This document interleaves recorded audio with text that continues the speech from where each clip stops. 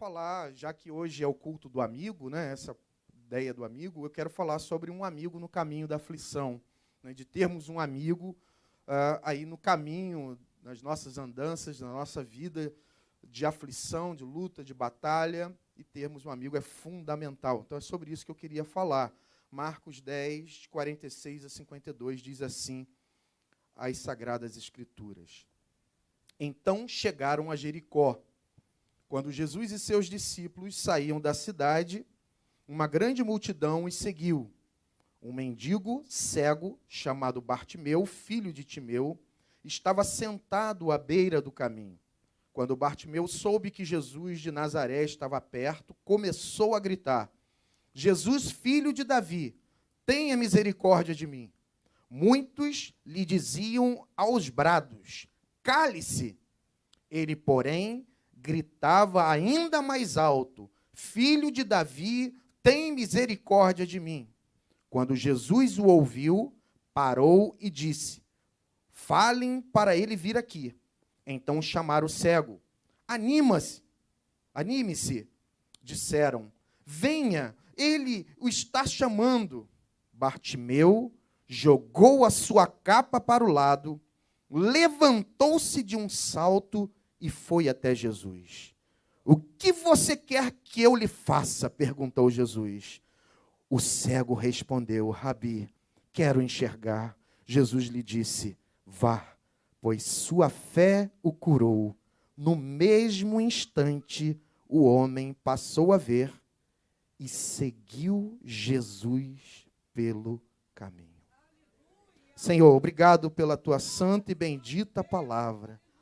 E nós já entendemos, já percebemos de que o Senhor está na direção deste culto, Senhor, alinhando os nossos pensamentos e vontades. E agora eu te peço de maneira extraordinária e poderosa, ó Deus, que essa palavra venha a ser enxertada em nossos corações e que possamos sair daqui transformados pelo poder dessa palavra, Senhor. É a minha oração, é a nossa oração, em nome de Jesus. Amém e amém. Podeis assentar, queridos irmãos. O que seria de mim se não fosse os amigos? Nos últimos meses, irmãos, eu atravessei um dos momentos mais difíceis da minha vida.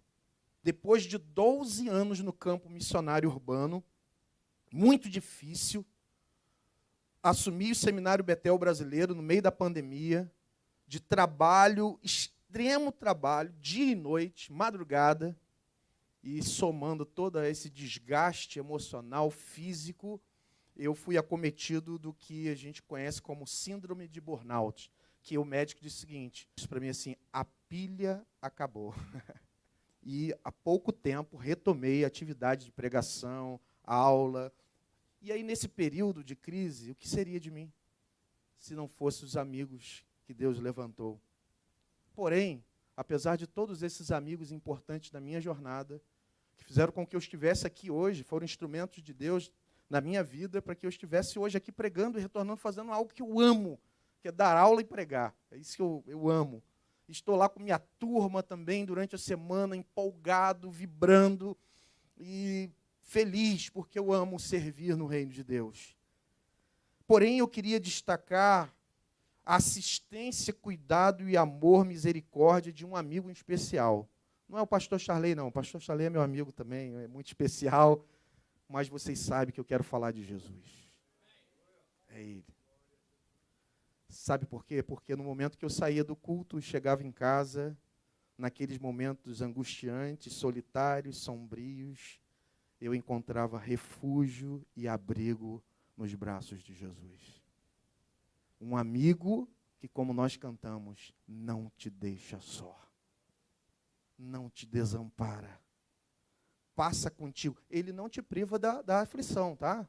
Esse amigo, ele não te isenta. Mas ele faz uma coisa, ele passa junto contigo. Quando passares pelas águas, eu estarei contigo.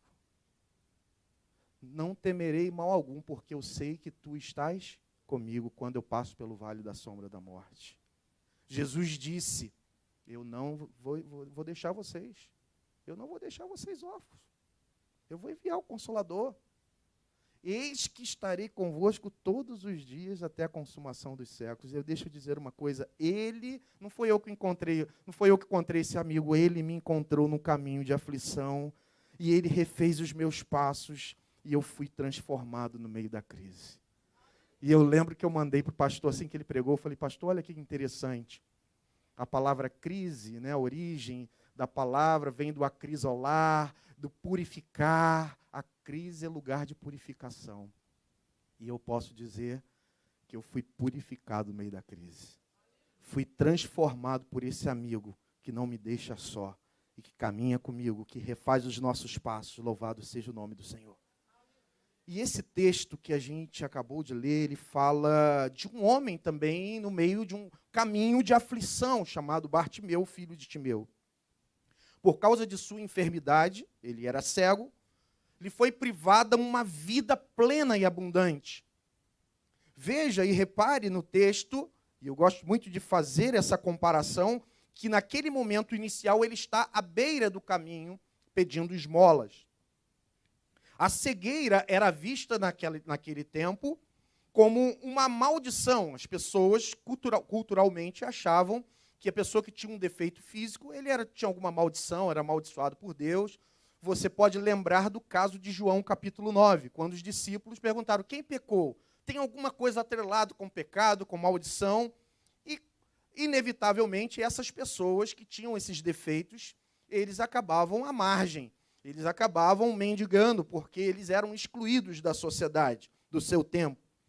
Além de um problema, então, físico, ele cego, ele precisava, então, administrar ainda, talvez, um problema emocional por lidar com a exclusão de seus amigos, de seus colegas, dos seus familiares, de estar ali à beira do caminho. E ele tinha também que lidar não só com a exclusão, essa questão emocional, mas também uma questão espiritual, porque ele não tinha acesso à religião. Ele não tinha direito de ir para uma sinagoga, ele não tinha direito de ouvir a palavra de Deus. Que coisa interessante.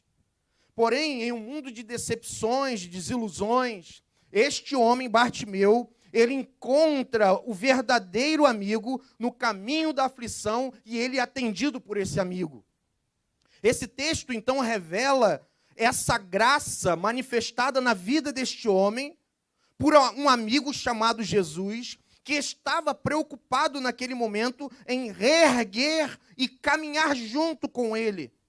Por isso, nós podemos dizer nessa noite que Jesus é o amigo que jamais te desampara no caminho da aflição. Na aflição, na verdade, que a gente conhece os amigos, né? Eu aprendi isso, né, na vida. Enquanto está tudo bem, você tem muitas pessoas que se dizem seus amigos, que se aproximam. Mas é no caminho da aflição que conhecemos os verdadeiros amigos. E Jesus é o amigo que jamais te desampara no caminho da aflição. Amém? Você crê nisso? Mas de que forma este homem, Bartimeu, encontra esse amigo e é restaurado por ele?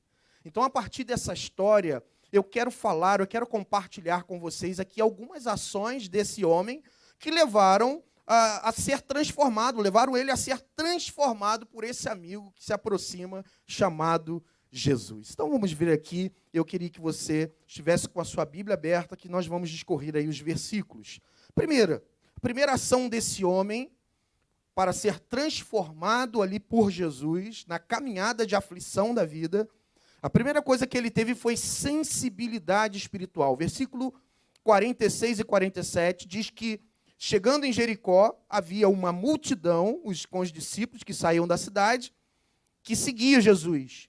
E um mendigo cego, né, o filho de Timeu, chamado Bartimeu, estava sentado à beira do caminho. No versículo 47, diz que quando Bartimeu ouviu que era Jesus de Nazaré, começou a gritar.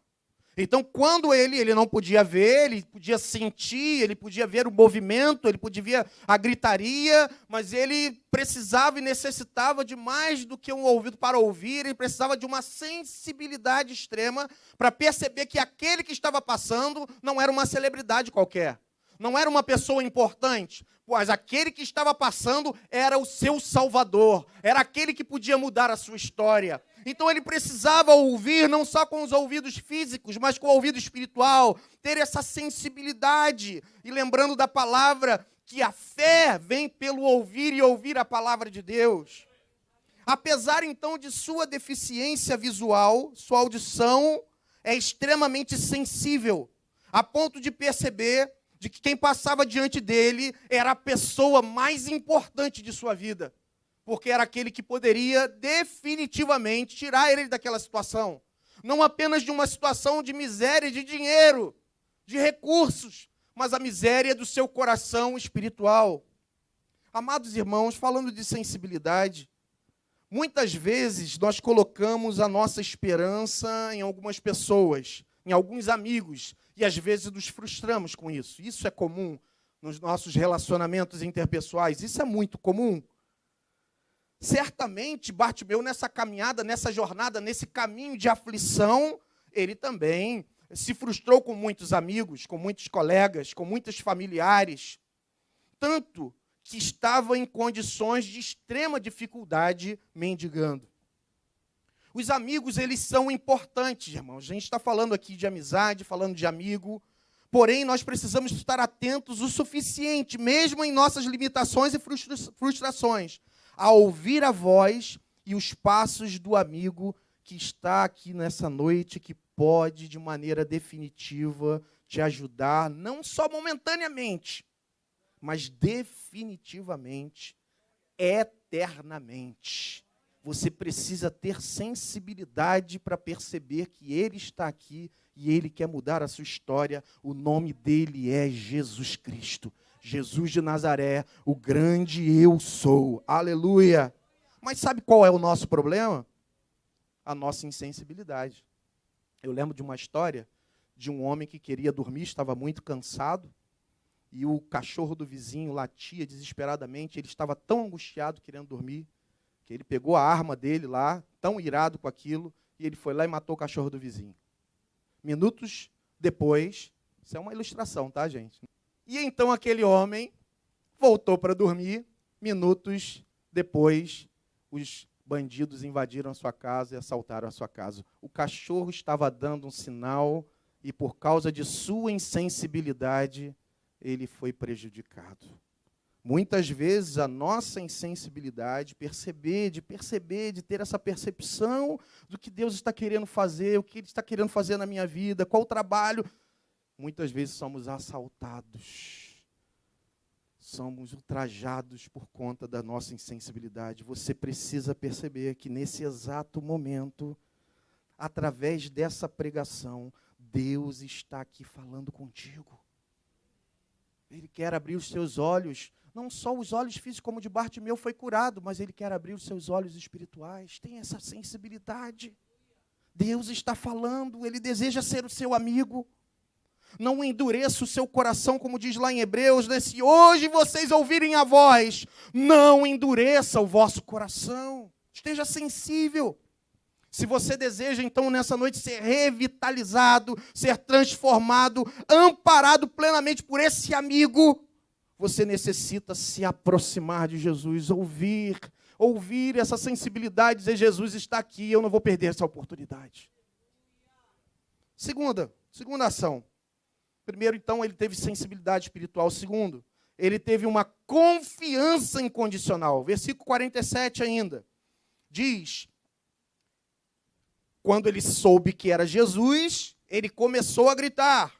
E o que ele começou a gritar? Vamos dividir o que ele começou a gritar em duas partes. Primeiro ele gritou, Jesus, filho de Davi. O que isso significa? Por que o Senhor falou confiança incondicional? Só porque ele falou Jesus, filho de Davi? Por que então confiança incondicional? Deixa eu explicar uma coisa. Essa expressão, Jesus, filho de Davi, era um título messiânico, ou seja, os profetas do Antigo Testamento, eles ansiavam por um ungido, né? O Messias era o ungido de Deus que viria para libertar o seu povo. Eles nutriam essa expectativa. E essa expectativa, o entendimento deles, é que esse Messias, que esse ungido, o Salvador do mundo, viria da descendência de Davi. seria filho de Davi por descendência de Davi. Agora pensa comigo. Um homem que não tinha acesso à religião, um homem desprezado pela sociedade, um homem que não podia ouvir a Torá, a palavra de Deus, do seu tempo, ele era completamente excluído. Um homem que os próprios discípulos e outras pessoas da religiosidade via como um amaldiçoado. É esse amaldiçoado, entre aspas, é esse homem excluído, é esse homem que não tinha acesso à religião, que faz uma das declarações mais importantes da história. É que faz um reconhecimento e coloca sua fé e confiança no Salvador Jesus. O que ele está dizendo é isso. Este é o Salvador, esse é o Messias, esse é o ungido de Deus que nós aguardávamos. E um simples cego miserável, meu Deus, clamando nessa expectação. Amados irmãos, isso é fé, colocar confiança, colocar a nossa esperança diante daquele Salvador, e o nosso Salvador, o nosso amigo verdadeiro, que não te desampara jamais, é Jesus de Nazaré. E é isso que aquele cego teve percepção e começou a colocar a sua confiança através daquele grito, filho de Davi, filho de Davi. Mas fé, irmãos, muitas vezes nós confundimos fé com crença. Tem a ver com crença também. Fé é você crer. Mas a fé, ela não se resume, não se reduz a apenas crer. Mas fé está ligado a crer e também confiar, porque Tiago vai dizer que os demônios também creem e estremecem. Quantas pessoas que eu conheço que quando eu vou abordar e dizer assim, não, mas eu amo Jesus. Não, eu tenho Jesus no meu coração. Não, eu tenho fé, eu tenho fé. E você olha para a vida das pessoas, as pessoas estão fazendo o que elas querem. Estão satisfazendo seus próprios desejos sem saber se é essa vontade de Deus. Estão seguindo o seu próprio curso. Estão confiando em si mesmos. Como diz o profeta lá, maldito o homem que confia no homem e faz da humanidade mortal o seu braço. Mas bendito é o homem que confia no Senhor e cuja esperança está no Senhor. Não é verdade? Então muitas pessoas possuem fé. Fazem o que querem e acham que têm fé. Mas fé não é só crer. Não é só declarar, mas é confiar a sua vida a alguém. E aí deixa eu contar essa historinha que minha filha já deve estar... Pai, sempre você conta quando vai falar de fé a mesma historinha, né? Então eu vou contar pela milésima vez para você, tá? Um homem na corda bamba, prédio muito alto, e ele equilibrando ali, se equilibrando, e bateu o recorde. E aquela plateia, todo mundo vibrando, gritando o nome dele, falando, poxa, você é o melhor. E ele observando tudo aquilo de longe, ele disse, ok, mas vocês acreditam que eu posso novamente passar na corda bamba, só que agora com uma pessoa nas costas? Olha o desafio. Todo mundo, nós cremos, acreditamos, você é o melhor, você é o cara. E ele disse, então, quem vai ser o primeiro, então? Vamos embora. E aí todo mundo ficou quietinho, não, peraí, aí é outra coisa. Então, uma coisa é você crer, acreditar, outra coisa é você confiar a sua vida a alguém na caminhada e jornada de aflição, de luta, de dificuldade, em que você precisa confiar completamente em Jesus. Entregar a sua vida. Então, uma declaração que revela uma confiança incondicional em uma pessoa. Devemos, sim, crer e confiar de todo o nosso coração em Jesus, pois Ele é um amigo, ou Ele é o amigo, que jamais nos frustrará. Como diz o Salmo 37, eu coloquei aqui na versão atualizada, que é, entrega o teu caminho ao Senhor, confia nele, o mais ele fará, né? Põe a sua vida nas mãos do Senhor, confia nele e ele o ajudará. Confia nele. Eu gosto às vezes de fazer essa explicação desse versículo, né? Entrega o teu caminho ao Senhor, confia nele e o mais ele fará. Eu costumo dizer que a gente até entrega. Por exemplo, você vem aqui na igreja, eu quero entregar porque eu estou com uma aflição, um pedido, eu vou entregar lá na igreja e vou entregar em oração. Aí você entrega. Mas deixa eu fazer aqui uma outra reflexão. Você que tem um dinheiro, tá? Vamos botar isso, tem 10 mil reais. e você vai lá no seu banco, fazer um depósito na poupança ou no investimento. Vamos botar na poupança, que é mais seguro, né? O investimento de risco, não. Vamos lá botar... Você botou na poupança. Você volta para casa naquele dia e fica 3 dias sem dormir pensando, será que vai acontecer alguma coisa? Será que vai virar alguma coisa e vou perder esse dinheiro? Você fica assim, geralmente? Sabe por quê? Porque você confia. Você entregou e você dorme. Então, por que você entrega as suas aflições a Deus em oração, mas fica sem dormir no dia seguinte pensando no mesmo problema? Porque você confia mais no gerente do banco do que em Jesus. Porque eu confio, não vou falar você, eu confio mais no gerente do banco do que em Jesus. Porque a gente entrega o dinheiro e descansa. Então, entrega o teu caminho, confia nele. Então, veja que confiança está ligado à fé, é algo radical. É como o cara lá da corda bamba, é subir aqui em Jesus, né? E vamos lá, eu estou com Jesus, é Ele que vai me guiar. A vida é uma corda bamba, irmão. Não é verdade? A vida é corda bamba.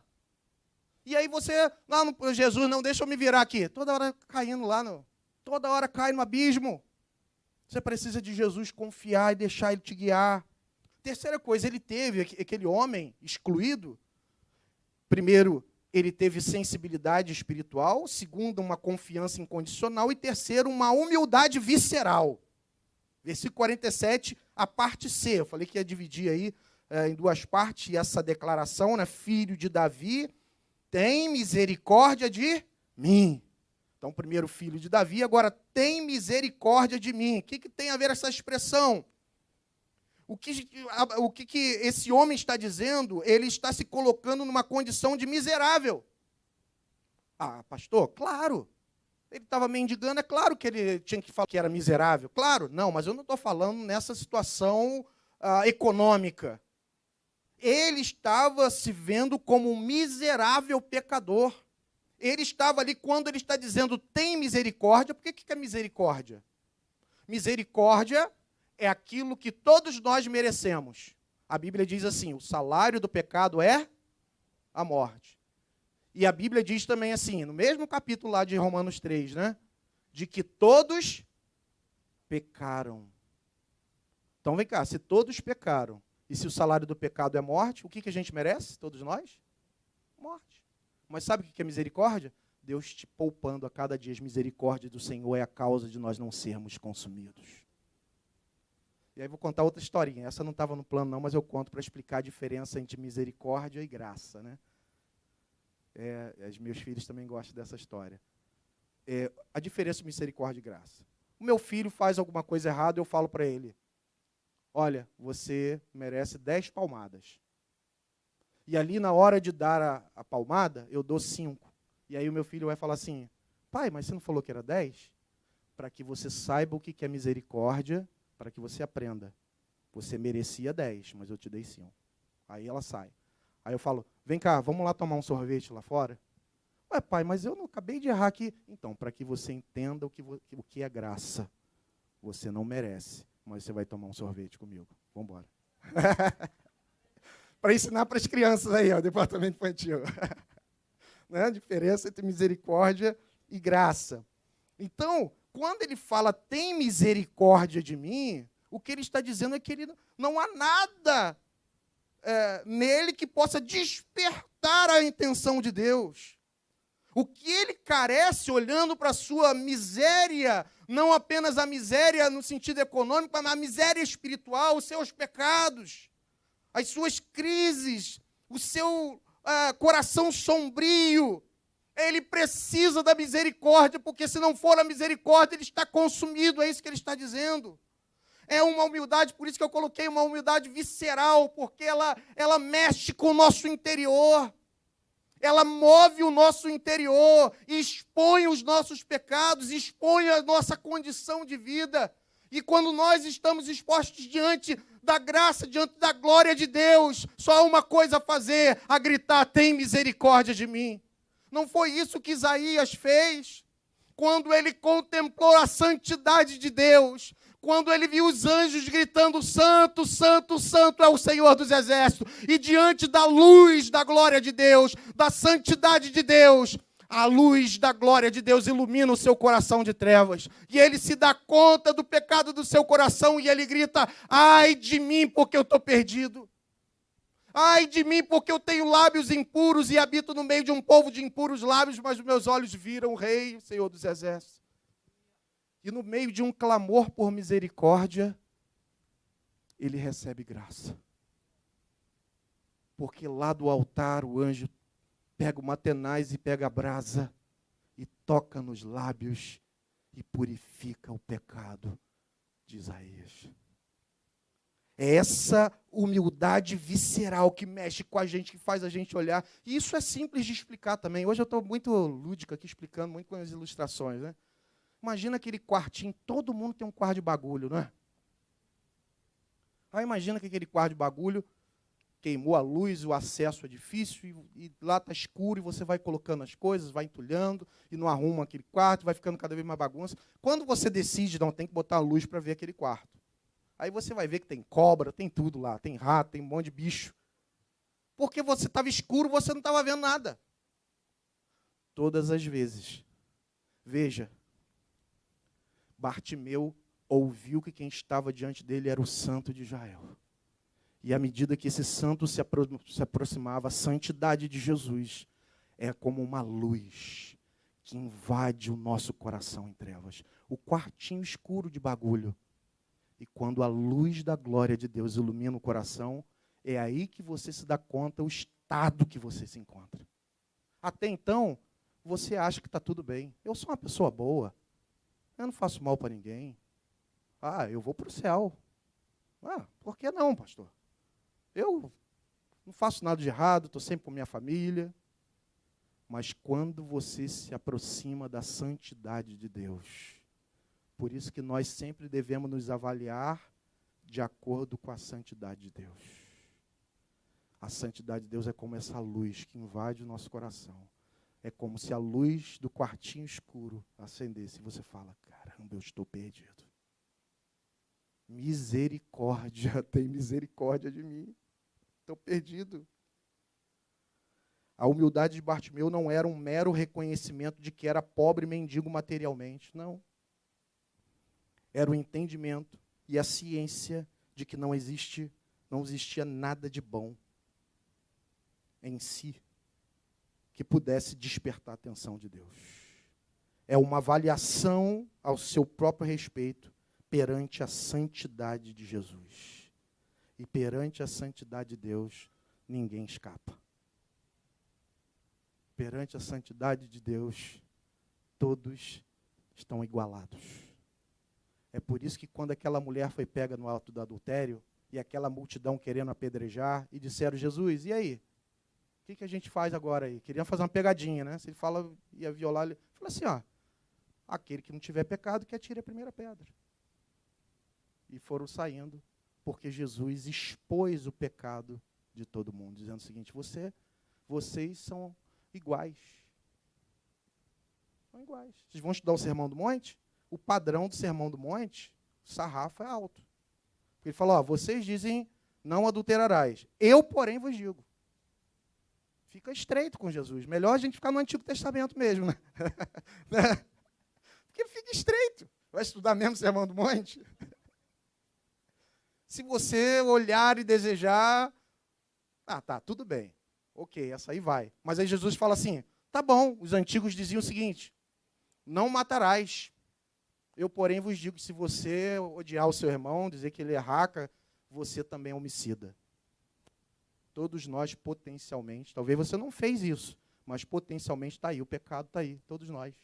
Todos nós temos condições de fazer isso, porque está aqui potencialmente. Todos são pecadores, não tem jeito, ninguém passa nesse crivo. E eu lembrando dessa humildade visceral, uma humildade que se reconhece diante da santidade, eu lembro daquela parábola que Jesus contou em Lucas 18, de 9 a 14, do fariseu e do publicano. Só para recapitular, o fariseu, os dois estavam indo para a oração. E o fariseu, ele se gabava, dizendo, Senhor, muito obrigado, porque eu não sou igual àquele pecador. Eu dou o dízimo todo mês, eu dou oferta aos pobres, eu faço caridade, eu estou lá sempre na Santa, não perdi nenhuma Santa Ceia em 20 anos, eu sou fiel ao Senhor. Mas havia um publicano, que publicano para o povo era mal visto, porque o publicano, ele era um compatriota, né, ele era um judeu, que se vendia para Roma para cobrar os impostos de Roma. Então as pessoas viam aquele homem como traidor. Pô, você é um traidor. Nosso compatriota, trabalhando no time contrário, roubando da gente, tirando da gente, extorquindo da gente. Então o publicano era mal visto. E Jesus usa a figura do publicano para chocar a plateia. E Jesus conta que esse homem publicano ia para a oração e ele não tinha coragem nem de olhar para cima.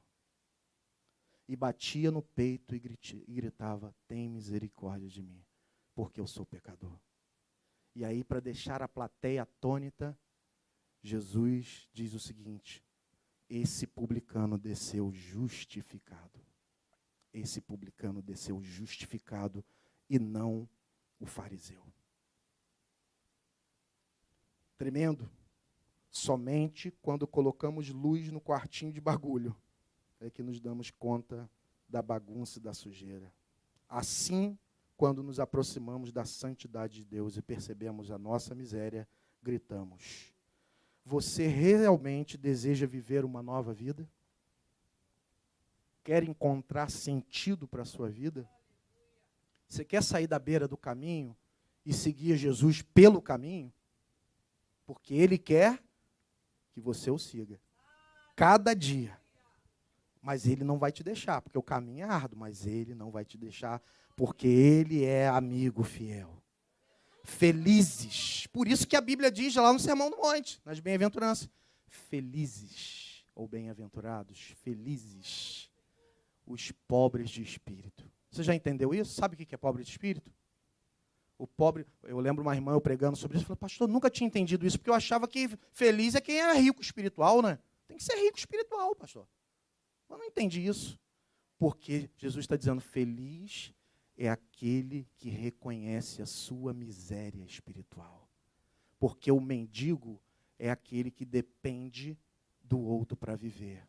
O pobre de espírito é aquele que sabe que é miserável espiritualmente e que, portanto, depende de Deus para viver. Depende da graça, depende do favor divino. É isso. Felizes são os pobres de espírito. Portanto, se quebrante, clame por Jesus. Porque a amizade é aproximação, a amizade também é gritar e clamar por ajuda. Pode clamar a Jesus, Ele está te ouvindo. Ele está aqui para mudar a sua história. 4. Ele teve perseverança comportamental. Siga aí o versículo 48. Muitos o repreendiam para que ficasse quieto, mas ele gritava ainda mais, Filho de Davi, tem misericórdia de mim. Ele não retrocede diante dos obstáculos. Ele mostra aqui uma perseverança invejável. E veja, não é qualquer perseverança, porque às vezes a gente é obstinado, né? Uma pessoa obstinada é diferente da perseverança bíblica. Porque a perseverança bíblica, você persevera porque você sabe por que você está perseverando. Você sabe quem é aquele que prometeu. Você sabe quem é aquele que está diante de você. E é por isso que você, com uma força do próprio Espírito, você caminha de maneira convicta. Mesmo diante das repreensões, mesmo diante das palavras contrárias, mesmo diante das dificuldades que tentam te impedir a seguir adiante. Talvez aqueles discípulos, as pessoas que estavam ali, pensavam na mentalidade de reino equivocada, que Jesus tinha muita coisa para fazer, ele não ia atender um excluído, ele não ia atender uma pessoa amaldiçoada, jamais, Jesus não vai fazer isso, ele não vai perder, fica quieto, meu amigo, fica calado. E eu costumo dizer que muitas vezes quem estava ali dizendo fica calado, são aqueles que seguiam Jesus. Gente, precisamos ser igreja, mas igreja que inclui e não igreja que exclui. A igreja que tem sensibilidade, sabe? Mas muitas vezes nós podemos ser tropeços. Não tem jeito mesmo não para a sua vida. Nós precisamos ser canal de bênção e não ser impedimento. Como Jesus, a gente vai ser como os fariseus, que Jesus dizia o seguinte: caramba, eles não entram e não deixam os outros entrar. Fica quieto aí, cego. Peraí, rapaz. Não. Jesus tem muito o que fazer. Fizeram isso com as crianças também, né? As crianças lá correndo para Jesus. Opa, peraí. Não. Porque na cultura é o seguinte, a criança, a partir dos 12, 13 anos, que tinha um certo acesso, né? Tanto é que Jesus, depois de 12 anos, que está ali discutindo com os doutores, né? Então, a criança pequena, não vai atrapalhar, vocês não têm direito. E Jesus, então, para contrariar, não, deixa vir as minhas crianças, delas ao reino dos céus. Se você não fizer como uma criança dessa, você está frito. Porque você precisa ser. Então, esse homem está sendo colocado diante dele barreiras de pessoas que talvez ele podia olhar e dizer o seguinte: pô, esses são os discípulos do cara, do mestre. Imagina uma palavra negativa dos discípulos do mestre, dizendo: olha, o mestre não vai te atender. Né? Você vai numa empresa, às vezes, né? Você quer muito falar com o diretor, com alguém, uma pessoa, o chefe lá da empresa, você sabe que é difícil. Aí você chega lá, o assessor, sei lá, uma pessoa lá colado do cara e fala assim: olha, ele não vai te atender. Você vai falar assim: pô, o cara não vai me atender. Então, mais ou menos isso. O cara olhou e falou assim: e agora?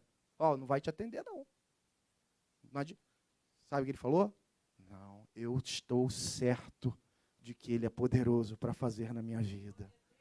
Eu sei a pessoa que está diante de mim, eu não vou desistir, não importa o que os outros estão falando, eu vou seguir, prosseguindo, olhando para Jesus e clamando. Somos seduzidos diante dessas repreensões na nossa vida, em nossas amizades, desistir das amizades, das pessoas. Lembro de Elias gritando: eu estou sozinho. Aí Deus falou: você não está sozinho não, eu estou contigo, mas tem outra coisa. Já reparou isso no texto? Eu separei 7.000. Não sei se você reparou esse detalhe, né? Foi eu que separei. 7.000 que não se dobraram. Você não está sozinho, você tem amigos. Tá difícil? Tá. Mas Deus separa. É Deus que separa. E sempre tem ali joelhos que não se dobraram a Baal.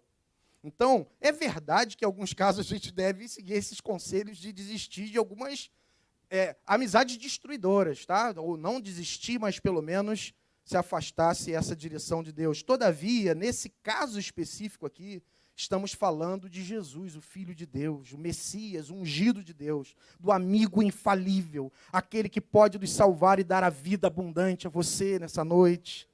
E como aquele homem limitado, devemos também calar essas vozes externas ou internas, porque a gente tem essa luta. As vozes externas, as vozes do nosso eu, corrompido, caído, as vozes de Satanás. Nós temos várias vozes, nós temos várias situações para fazer você desistir, desanimar, esquecer dessa caminhada de seguir Jesus.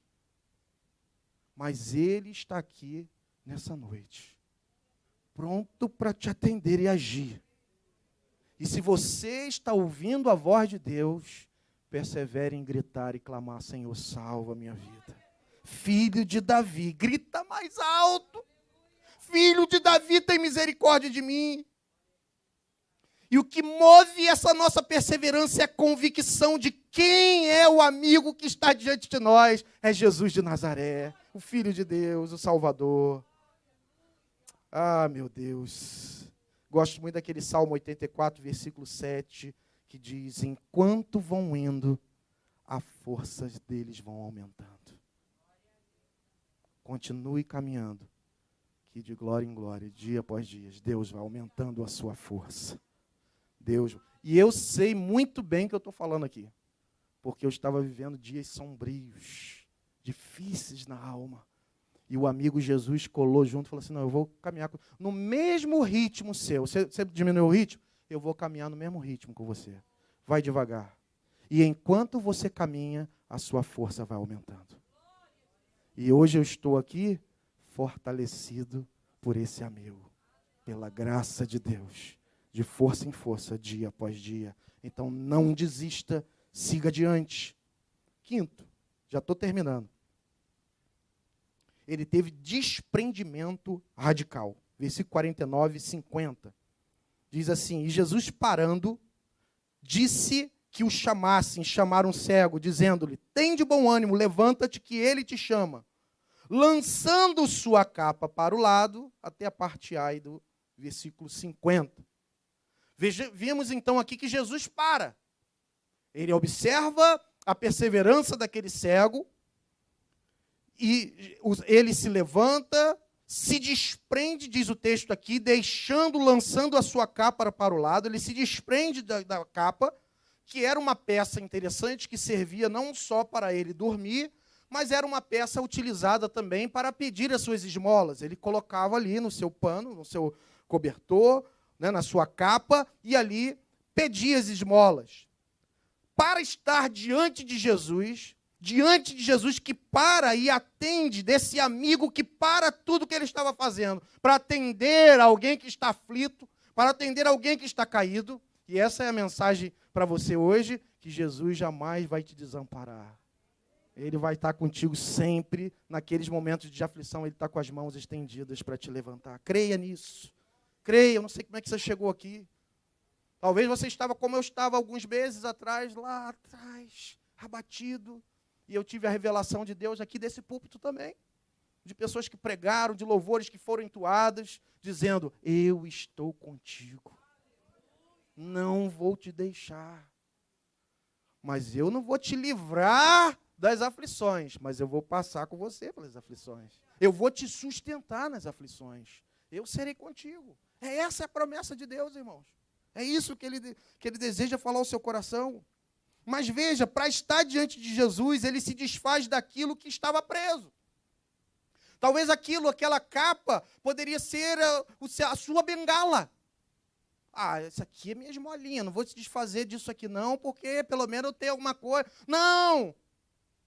Isso aqui é o símbolo da minha velha vida. Isso aqui é onde eu estou preso há anos. Talvez já tive outras oportunidades, mas agora eu estou diante do Filho de Deus, e eu não quero saber o que me prende, eu vou lançar isso fora. Eu vou negar a mim mesmo, eu vou negar a minha própria vontade para estar diante do Salvador. É se desfazer daquilo que te prende, das suas bengalas, dos seus ídolos. Aquilo que te confina a uma vida acomodada, rasa, vazia, na beira do caminho, esmolando milagre, esmolando fé. Há uma máxima que diz o seguinte, que existem pessoas tão pobres, mas tão pobres, mas tão pobres, que a única coisa que elas têm é dinheiro. Tem gente que é tão pobre que a única coisa que ela tem é dinheiro. E o problema é que muitas dessas pessoas acham que vida plena, não estou falando que dinheiro não é ruim, tá, gente? É bom. Se você quer ser feliz sem dinheiro, eu dou o número do meu Pix, você pode transferir para lá, não tem problema. E você vai ser feliz, tá? Não estou falando isso. Eu estou falando de pessoas que estão achando que a vida gira em torno disso. A gente não sabe o que é vida plena. Dinheiro, ter uma boa vida é consequência.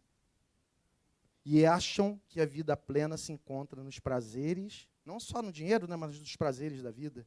Tudo isso é bom, importante para nós, mas precisamos entender que tudo isso não satisfaz o ser humano. Só Cristo satisfaz. Só Ele preenche plenamente o vazio do coração humano. Então, enquanto você não seguir Jesus, continua aquele vazio, porque é necessário Jesus entrar e fazer morada e caminhar como um amigo conosco. Mas só que às vezes a gente se acostuma, né? Tá bom, a vida com umas molinhas aqui, de vez em quando eu tenho um milagre aqui, eu vou lá, eu tenho uma oração ali e tal, a gente se acostuma com a nossa capa.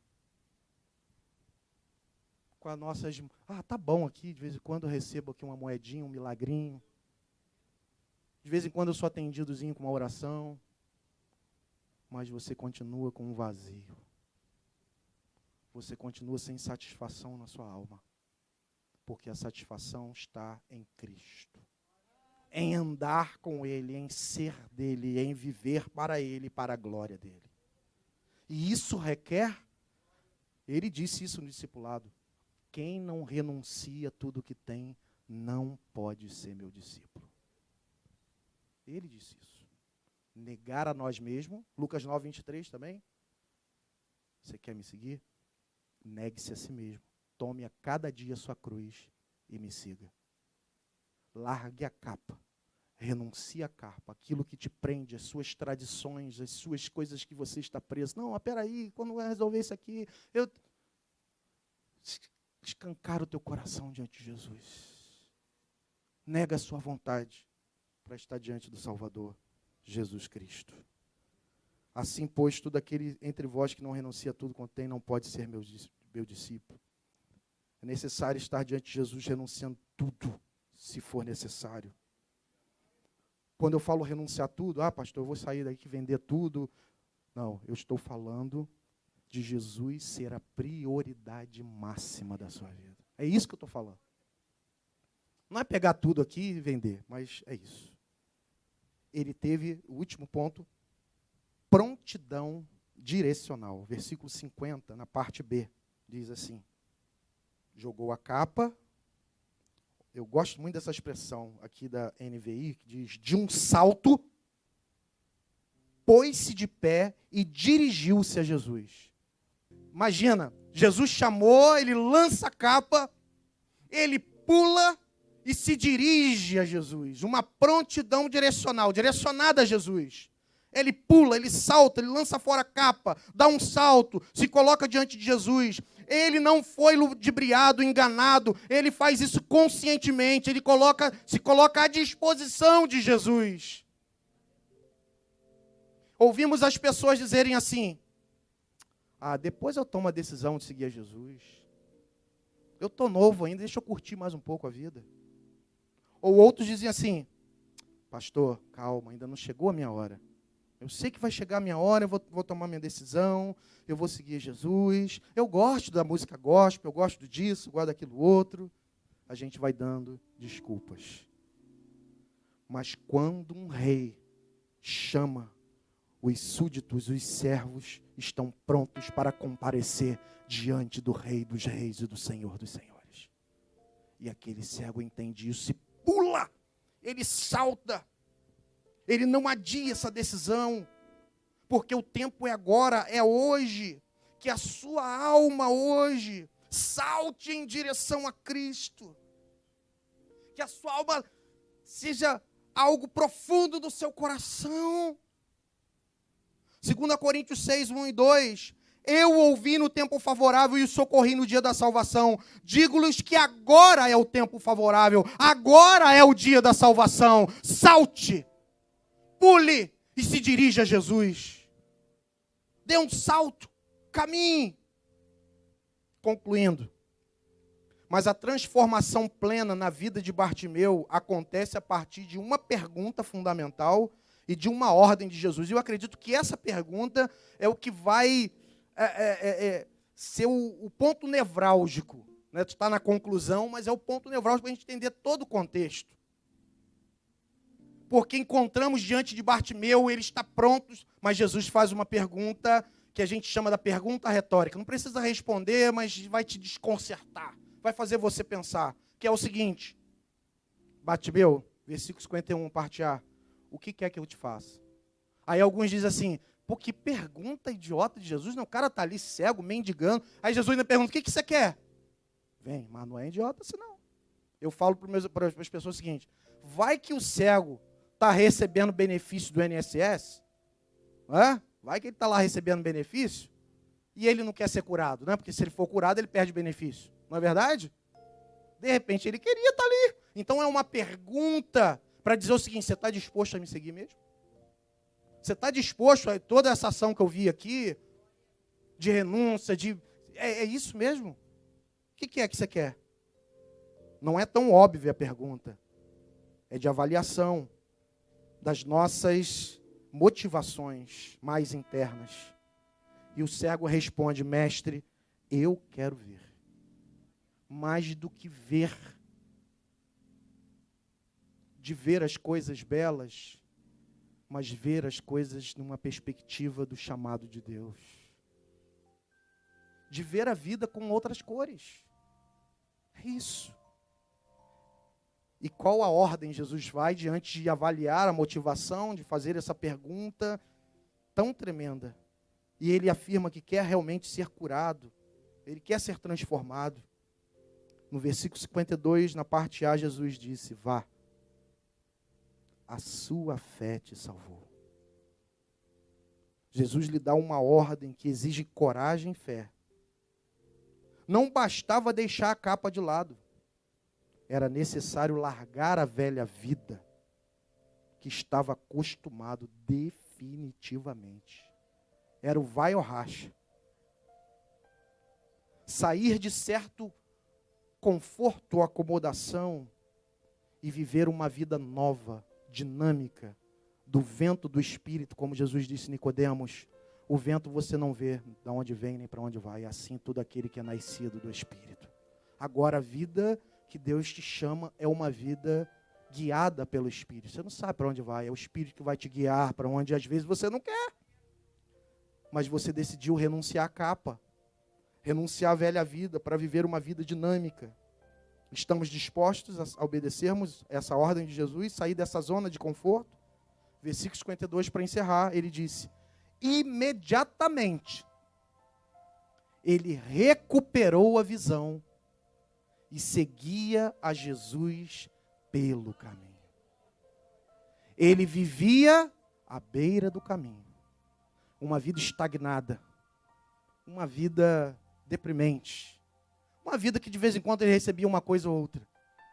Agora a vida dele é dinamizada, porque os olhos espirituais também se abrem. E ele passa a seguir a Jesus pelo caminho. Abandonou a velha vida e seguir a Jesus. E eu encerro com essa minha frase que eu terminei aqui.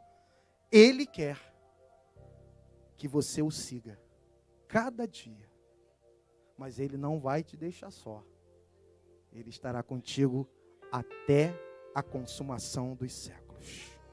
Que nesse caminho de aflição você possa experimentar o cuidado, o amor e a graça do verdadeiro amigo, Jesus de Nazaré.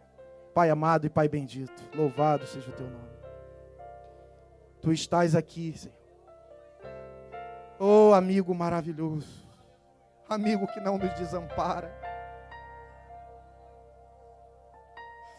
amigo que no momento das maiores aflições da minha vida estava ali, presente. E é esse que está aqui com as mãos estendidas, não importa o que cada pessoa tem vivido, ou os erros, as falhas, não importa, não importa. Ele está aqui com as mãos estendidas, porque Ele é o Deus de toda graça e misericórdia. Aleluia, Pai. Então, se há alguém aqui nessa noite, se há alguém que está nos ouvindo pela internet, que ainda não segue Jesus, nós não estamos falando de seguir uma religião, mas de seguir a Jesus pelo caminho afora. Hoje é o dia da salvação. Hoje é o dia em que esse amigo tem se revelado. E o que nós precisamos, assim como Bartimeu, é ter essa sensibilidade espiritual e perceber que Deus está aqui nesse lugar. Aleluia. E a partir dessa fé que inunda o nosso coração, somos iluminados e percebemos o quanto carecemos da tua graça e misericórdia. E dizemos: filho de Davi, tem misericórdia, tem compaixão de mim, porque eu estou perdido, porque os meus lábios são impuros e eu habito no meio de um povo de impuros lábios. E é nesse momento de profunda renúncia e quebrantamento que, assim também como Isaías, assim como Bartimeu, seremos pela graça de Deus restaurados, seremos purificados, seremos curados, e nós abriremos os olhos e seguiremos Jesus pelo caminho afora. Aleluia! Então vai fazendo isso nessas vidas, nessa noite, em nome de Jesus. Ó Pai, não só aqueles que ainda não seguem a Jesus, mas talvez tem crente que está na beira do caminho. Talvez que tem crente que se acomodou com uma vida de esmola espiritual. E está precisando voltar para o caminho dinâmico da fé.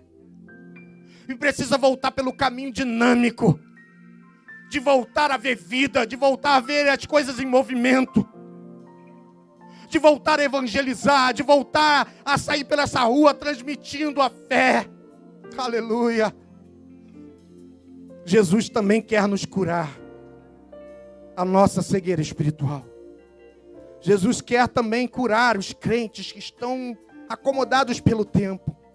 Então, Senhor, causa um reboliço aqui nessa noite e move o nosso coração para que a gente saia daqui diferente, movido pelo Teu Espírito, cheio da unção e da graça do Senhor. Oh, Deus, em nome de Jesus, vai operando os Teus milagres, vai curando, Senhor, vai tocando agora toda a cegueira, vai curando, Senhor, aleluia, vai derramando o Seu óleo curador, vai tocando, Senhor, os olhos, vai tocando os pés. Oh, Deus, aleluia, Jesus.